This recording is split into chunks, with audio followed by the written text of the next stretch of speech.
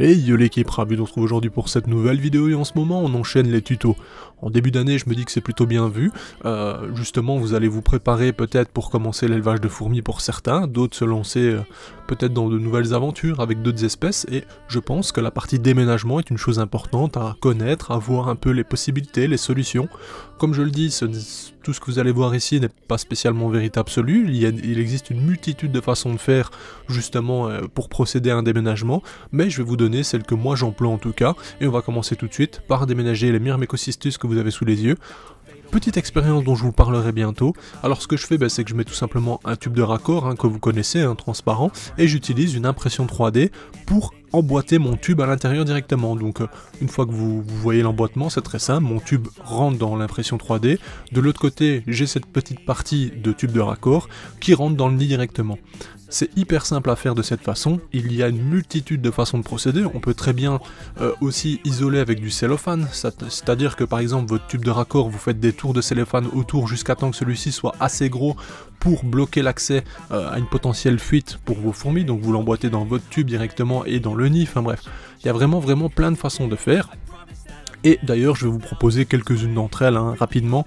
Vous n'aurez pas toutes les possibilités parce que j'ai pas pris le temps de le faire, mais sachez que dans d'autres vidéos que j'ai déjà réalisées, vous avez d'autres possibilités. Donc voilà, ça fait beaucoup de fois possibilités.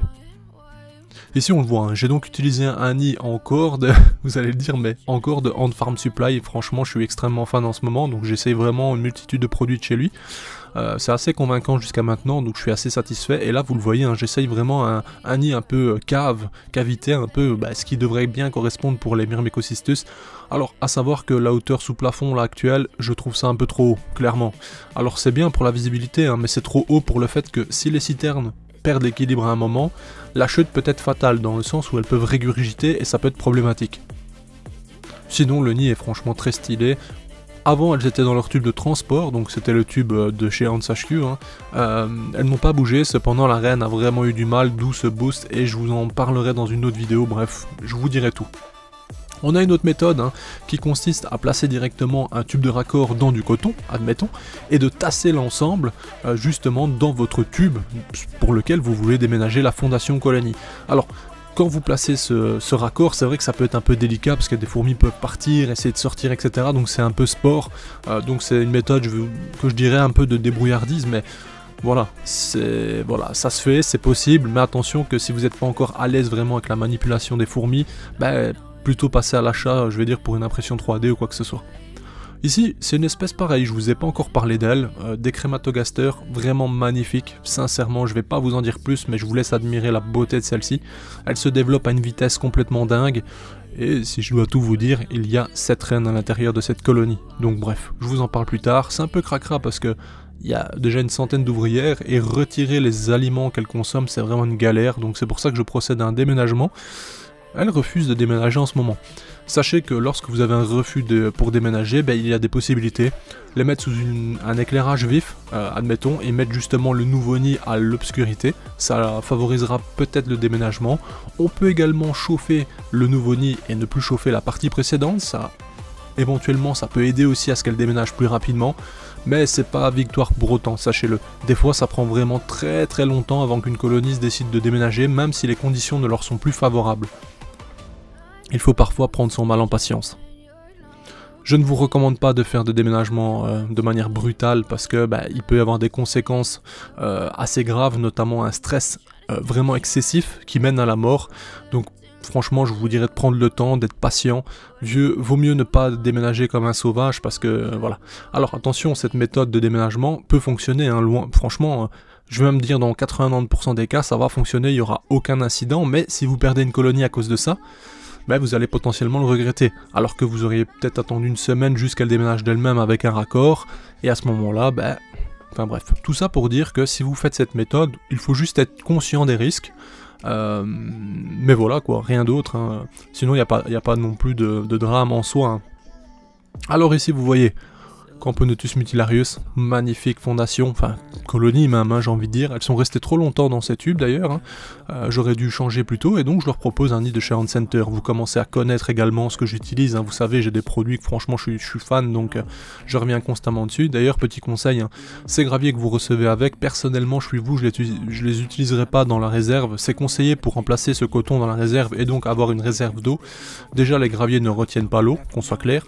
Et ensuite ça peut être juste un nid à acarien. J'explique. En fait, lorsque elles ont fini de consommer des insectes ou qu'importe, elles vont essayer de faire une sorte de dépotoir. Et généralement, ce petit endroit un peu creusé, un peu différent, ça leur convient bien pour y mettre des saletés. Et donc, par la suite, vous pourriez avoir un développement non souhaité à l'intérieur. Donc je vous conseille vraiment pas de mettre ces graviers et je vous conseille de laisser le coton justement, lui gardera une certaine humidité. D'ailleurs ne mettez pas plus de 5 ml dans ce type de nid parce que ça garde vraiment beaucoup l'humidité parce que l'aération n'est pas exceptionnelle. Alors c'est très bien pour pas mal de fourmis, hein, notamment, d'avoir ce climat assez lourd, entre guillemets, en humidité, etc. Mais pour certaines, c'est plus compliqué. Donc, si vous avez la patience, découpez directement un micro-grillage à la taille du couvercle, hein, enfin, sur la hauteur, quoi, ou sur Ant Center, vous achetez directement l'impression 3D avec le micro-grillage, comme ça, vous êtes tranquille. Moi, ici, vous allez voir, j'ai mis du coton, ça permet d'aérer un peu plus que ce que ça n'est avec le bouchon en acrylique.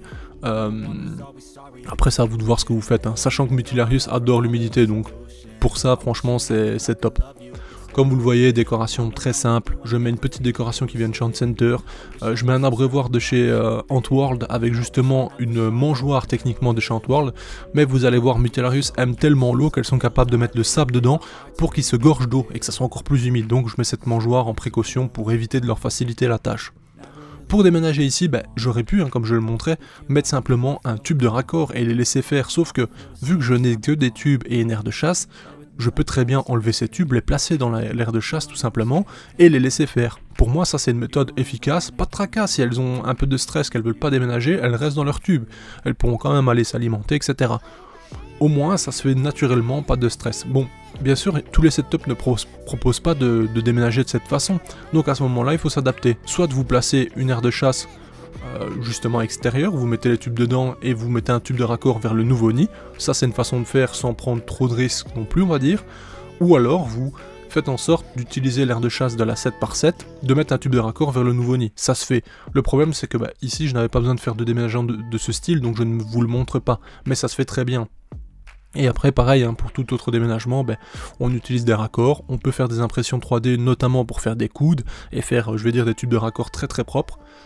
Dans l'idée c'est assez simple, mais c'est vrai que le déménagement, ça peut être stressant par moment. Il faut bien faire attention à ce que vous faites, respecter des étapes, notamment penser à l'anti-évasion.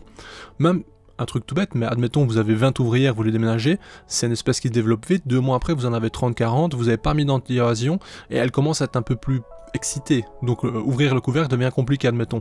Mais ça c'est pareil, pensez à anticiper de mettre de l'anti-évasion justement avant, comme ça par la suite vous n'aurez pas de soucis. Enfin bref, il faut rafraîchir celui-ci également, hein. Enfin bref, il y a pas mal de choses à regarder au final. J'espère en tout cas que ces petites vidéos vous aident, hein.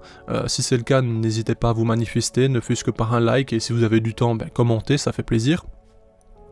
En tout cas, moi je prends plaisir à les faire, ça me permet aussi de réfléchir à nouveau à ce que je fais, parce que je le fais moi maintenant normalement en fait, sans même me dire tiens je vais faire ça, non en fait j'ai une idée, pouf, je le fais et j'y pense même plus. Et donc voilà, j'espère en tout cas que vous ça va vous aider. Et comme je le dis, il y a vraiment une multitude de façons de faire, on peut déménager mais de plein de façons, voilà, c'est ce que vous voyez là, ce n'est que ce que je fais moi en général avec ce que j'utilise sur le moment. Par exemple pour un autre nid je ferais peut-être différemment. Et pour certaines espèces, il faut déménager de manière un peu plus, pas brutale, mais disons qu'il faut insister un peu quand ça bouge pas quoi. Et à ce moment-là, oui, vous pouvez soit verser le tube très délicatement, mais même si je le recommande pas, ou alors à ce moment-là, moi ce que je fais aussi, c'est que si j'ai assez de hauteur, je le mets de manière inclinée, comme ça, vivre à l'intérieur de celui-ci n'est plus vraiment une option parce que c'est pas correct quoi, je veux dire, il est trop droit, trop raide, et à ce moment-là, elle bouge d'elle-même quoi.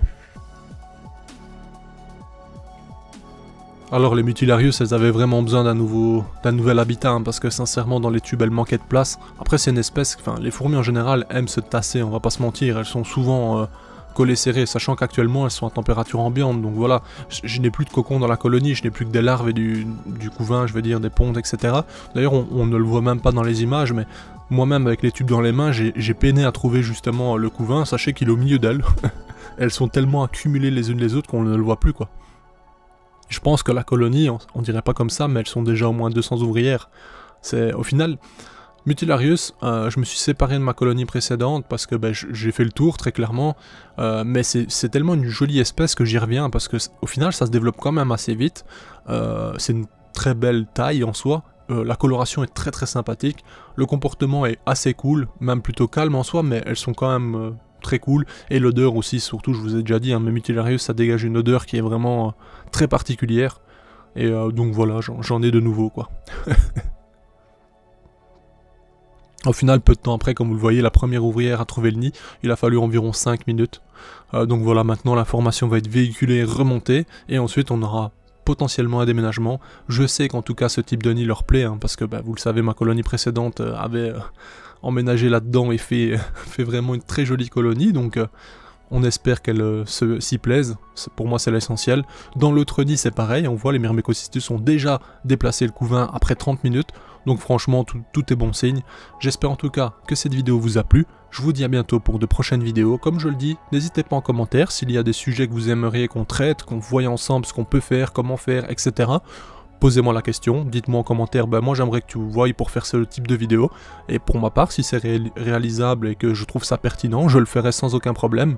Je vous dis à bientôt l'équipe, passez une bonne fin de journée, une bonne journée, peu importe l'heure où vous regardez ça, on se dit à bientôt, bye.